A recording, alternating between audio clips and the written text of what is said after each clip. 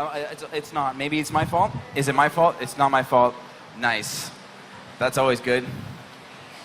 Hey everyone. So today I'm going to chat with you for a few minutes about Ethereum research, or basically Casper research and proof of stake and sharding. And I'll talk about at a high level, as basically as non-technical as I know how to be. And I hope you'll agree that it's non-technical. But I'm not sure. I'm not sure if you will. So I'm going to talk first a bit about crypto economics. Not too much, just enough to motivate our foray into distributed systems, where we look at consensus protocols and sharding, and then I'll give a brief conclusion, and we'll be done. It's real snappy, in and out with this one. Tomorrow, though, there's going to be an hour on CBC Casper stuff, and that's where the tech details will be dropped. Whereas here, we're going to be a little bit more loose, a little higher level. So crypto economics, we've basically from the start, since Ethereum was even a thing, we've been determined to use incentives to secure the blockchain.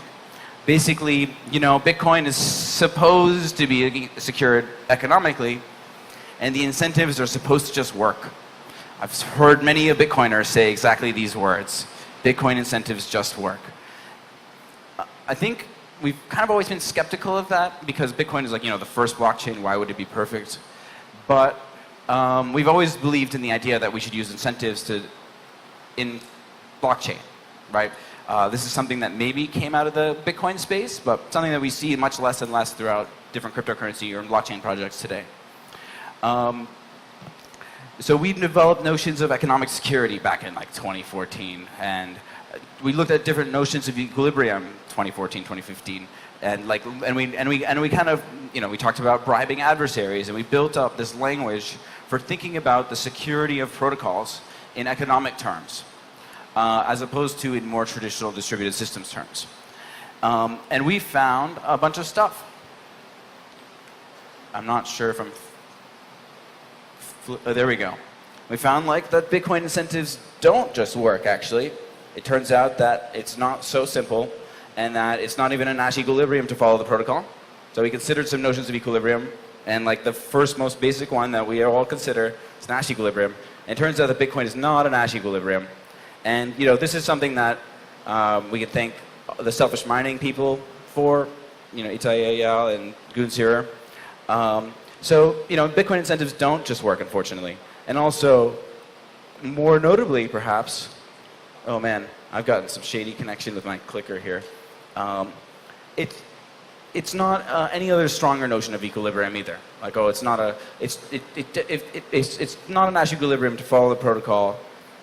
And Nash equilibrium means individual deviations, but it's also not an equilibrium in the sense of dominant strategy equilibrium, in the sense of strong Nash equilibrium where people can deviate together. So the incentives don't just work. But the proof of stake systems at the time, they also didn't work. We had these nothing at stake and long range attack problems. There were fundamental problems in proof of stake that were identified by the Bitcoiners, and they basically said, look, you can bribe people for old coins. You can bribe people to sign on multiple forks. There's no penalties, there's no costs. This is just not secure. And they were right, and it wasn't secure at all. These traditional proof of stake protocols were not at all secure in any kind of economic setting, because it was really cheap in our adversary model, for example, to bribe the system to fail. Or it's not an equilibrium. So even if there's no adversary, people would deviate from the protocol because there's no incentive not to. There's actually explicitly an incentive to participate on all forks in the nothing at stake scenario, because there's a chance that they might win, as far as you know, and you'd be paid out. So we had this economic analysis that we were developing, and then proof of work sucks, and proof of stake sucks, and everything is terrible. To this day, everything is terrible. Except for Casper research, don't worry. They made it really trivial to attack proof of stake protocols in any kind of economic model. Maybe not in practice, but we want things to be good in analysis and in practice, not just to seem to have worked so far, because that's not very assuring in the security world. And still today, people release proof of stake protocols with long range attack and nothing at stake problems. basically because they're not engaged in economic thinking. They're not really concerned about the economic security. They're more concerned about maybe something like fault tolerance, which we'll talk about a little bit later. So thankfully, Vitalik came up with this brilliant idea called Slasher, which introduced penalties to proof of stake, allowing some penalties to maybe not be paid out in the event that someone does something bad. And that was the real first solution of the real dent that Vitalik made in the nothing at stake problem that kind of made it possible for us to imagine a world where we have a blockchain consensus protocol where it is an equilibrium to follow the protocol, where we actually have some notion of security in an economic setting. So we added penalties to proof of stake with Slasher, and that was really cool. And then there's this next thing that happened. It was pretty amazing evolution. It's oh my God, security deposits really improved the situation. Because if you're going to receive a reward for doing something, and the penalty for not doing it is losing that reward, that's less of a big deal than if you place a deposit to receive a reward for doing something, and if you don't do it, you lose your whole deposit. And so somehow we recognized that we could get a lot more economic security from deposits than we can with just rewards, because it lets us give penalties that are meaningful to the actors because they have to put money down when they show up. So we realized that with security deposits, actually we could get a lot of economic security. And the combination of Slasher and security deposits is where we really started to take proof of stake really seriously as a crypto economic kind of solution, a way to incentivize consensus protocol. So we became determined to use security deposits and slashing conditions to secure the blockchain. And so the security deposit quite directly solves the nothing at stake problem, because you got the security deposit at stake. The long-range attack problem is a little more subtle. You basically need to know who has deposits and only trust those people. Because if you use the signatures from anyone else, they might not be telling anything close to anything that's incentivized to be the truth. Because only the people with deposits could be incentivized by the protocol. So you have to know who has deposits, and then only rely on those signatures. And that's the basic solution to the long-range attack problem. And so somehow we had this economic foundation for proof of stake. We know that we can use deposits, and we know that the incentives exist. And so therefore we have a hope of incentivizing something, of coming up with a distributed system that is economically secure. But there's actually a lot to do after you say that. What are the slashing conditions exactly? What guarantees do we want exactly from these slashing conditions? You need to, at the end of the day, if you want to come out with a protocol, you need to precisely state what you're trying to get security for if you want to have anything close to a defensible analysis. So what guarantees do we want? Unspecified, when all we know is that we're using security deposits. What protocol exactly are we incentivizing nodes to follow? That's kind of a natural conclusion to this line of reasoning. Do we have a particular distributed system that we want to incentivize? Or do we want to just incentivize some outcome? Well, it turns out that because consensus protocols are objective computer science, we can actually come up with consensus protocols and incentivize people to follow them. And so this kind of question comes up, is okay, which consensus protocol do we incentivize with these security deposits? Do we choose a consensus protocol that looks like this? Do we choose a consensus protocol that looks like that? And you'll have a different proof of stake protocol if you incentivize this consensus protocol than if you incentivize that.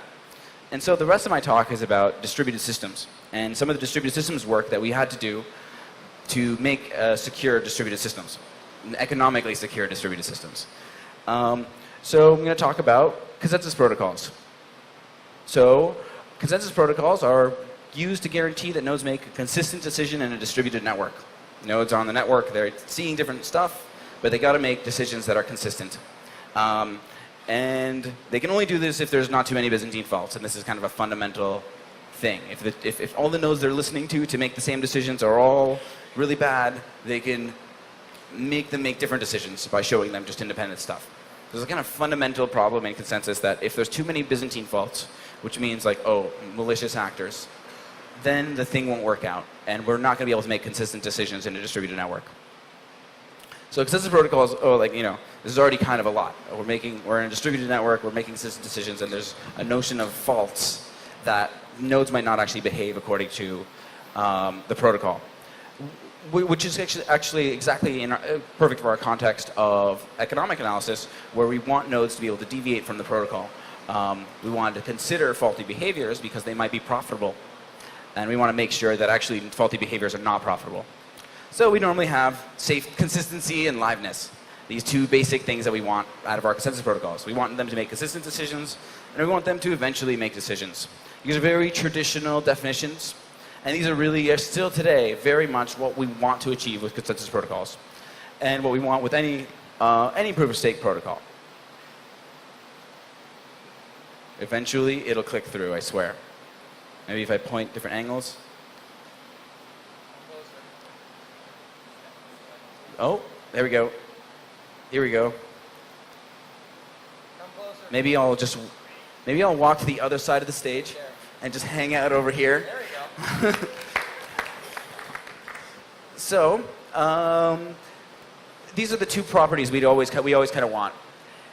There's other properties we want, yes. I'm not going to really mention them. These are the most elementary ones. And all of the Casper proof-of-stake protocols are basically incentivized consensus protocols that satisfy these properties under some conditions. Because we're incentivizing consensus protocols, and any reasonable consensus protocols satisfy these definitions. So the finality gadget, what is it? Well, it's one of the Casper protocols. There's a bunch of Casper protocols, and we're going to learn about them today a little bit. So the finality gadget is a consensus protocol that finalizes blocks proposed by a proof-of-work blockchain. So you might imagine that the proof-of-work blockchain is Ethereum today, and it's going to decide on blocks from the underlying blockchain. It's round-based, decides on one block every 100 blocks, and those rounds are called epochs, or confusingly epochs. It has validator rotation within protocol finality, meaning that the new validator set is inducted by the old validator set. It tolerates T Byzantine faults, which is a third of the nodes for safety and liveness, and it's pretty close to production. It's pretty close to being completely ready to be live. Well, and I'm speaking as a researcher, not as a developer. So, what do I really know anyways? In Casper the Friendly Ghost, Casper the Friendly Ghost is one of the CBC Casper protocols. And it comes from this other family of protocols that are this correct by construction family. It's a native proof-of-stake blockchain. There's no proof-of-work blockchain underneath. It's not round-based. It doesn't finalize the blockchain. It's is the blockchain. It has validator rotation without end protocol finality. We tolerate T Byzantine faults for safety and n minus 2t minus 1 for liveness. So the more Byzantine faults you want to tolerate for safety, the more you can tolerate for liveness.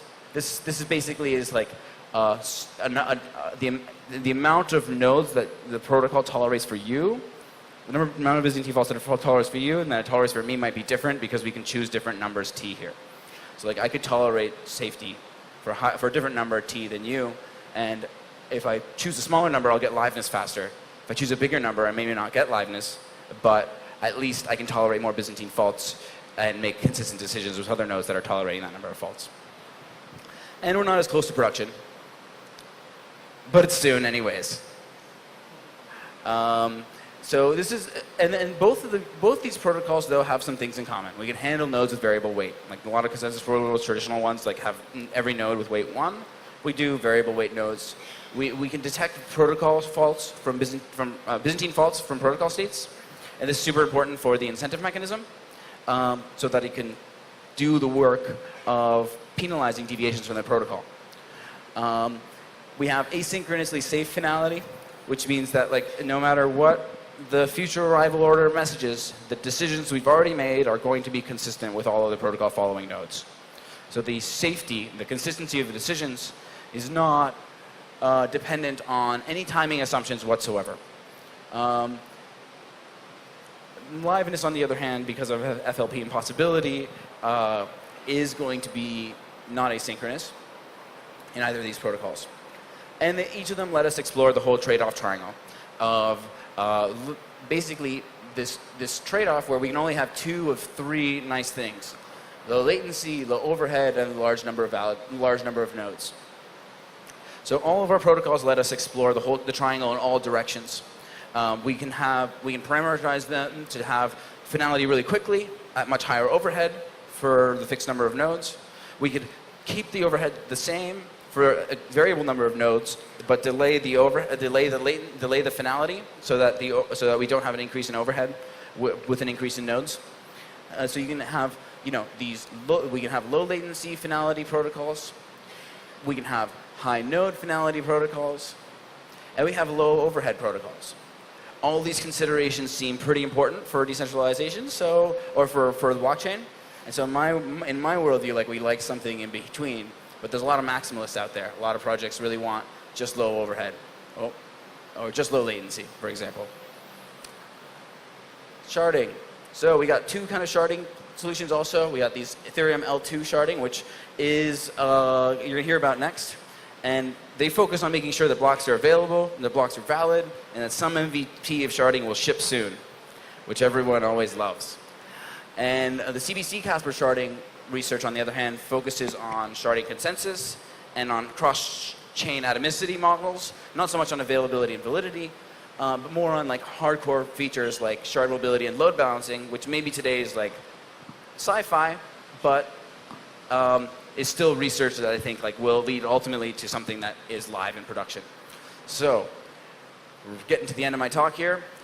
So we're really trying to build, and we are building, I think, economically secure distributed systems. We use security deposits and slashing conditions. We have hard distributed systems problems and hard mechanism design problems. We are going to bring these things to completion, and I think we are going to have the scalable blockchain that is secure. We think we know how this works, but we need help, and we're ready to take your help.